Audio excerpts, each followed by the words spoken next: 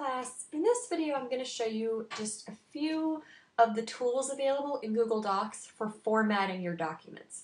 So you have a few documents, well, but depending on what class you're in, you have a document or maybe a couple documents that you need to prepare for final exam week.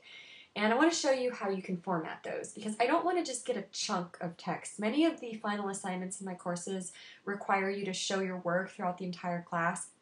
It's fine generally to copy and paste the work from your other documents into one big giant document, but I need you to format it. I need you to separate the sections so that I can tell what's going on in the document. I don't want a document that just has all Arial 11. I need to be able to tell what the different sections are.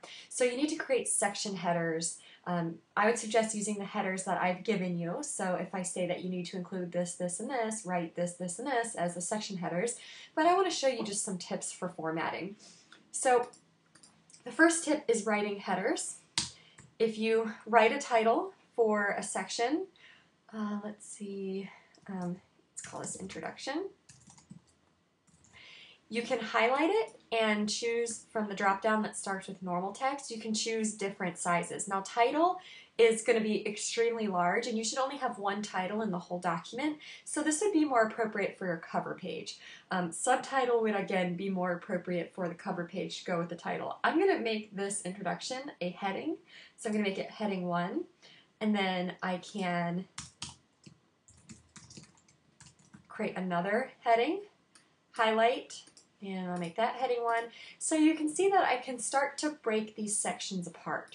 Now, if I need further differentiation, I can put my cursor between the two and I can go to Insert, Horizontal Line, and I can insert a line to break up these sections. I'm going to delete that. Another thing I can do is I can make each section just take up a single page. So if I know that the introduction is one thing and I just want it to have a page to itself, I can put my cursor after the introduction and go to Insert, Page Break, and what that's going to do is it's going to give introduction its own page and put my second part, mobile usage, down on the second page. And I could do that again. Let's say I want this section to be called Outlook. I can give it heading 1.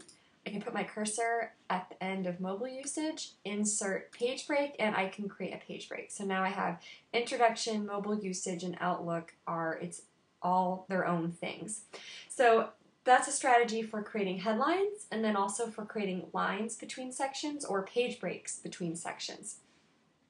I want to show you another trick. You can add page numbers in Google Docs, and I in fact would like you to add page numbers. It'll help you make sure that you're meeting the minimum page requirements, and it also will help me make sure that you're meeting the minimum page requirements.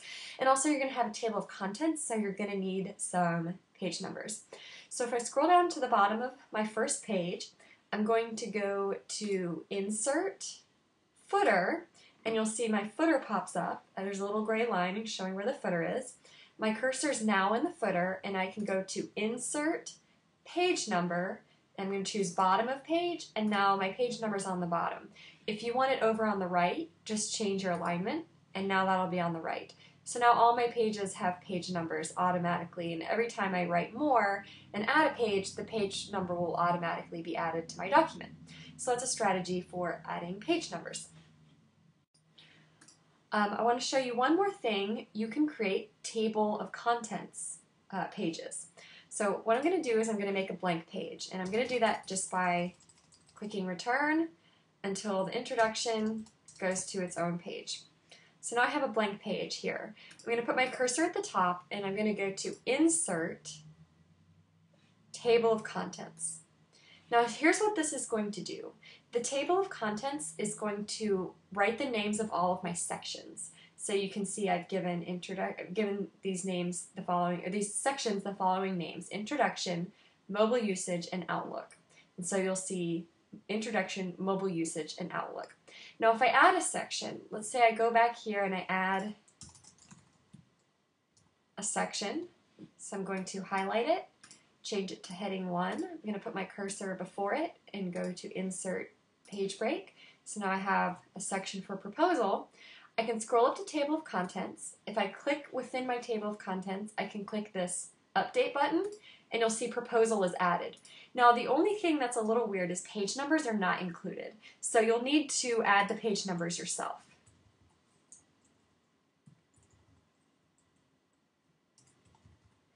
And the only thing that's kind of a bummer about this is if you update, anything you typed in will go away. So the table of contents is really the last thing that you want to do. And you'll need to put those numbers in manually. So just to review, there's a couple strategies in this video. Creating subtitles or section titles between sections, creating lines between sections, creating page breaks between sections, creating page numbers in the footer, and creating a table of contents. If you have any other questions about how to format your document or how you can format, if you know that there's something you want to do and you're not sure how to do it, please don't hesitate to contact me. I would be happy to help you out.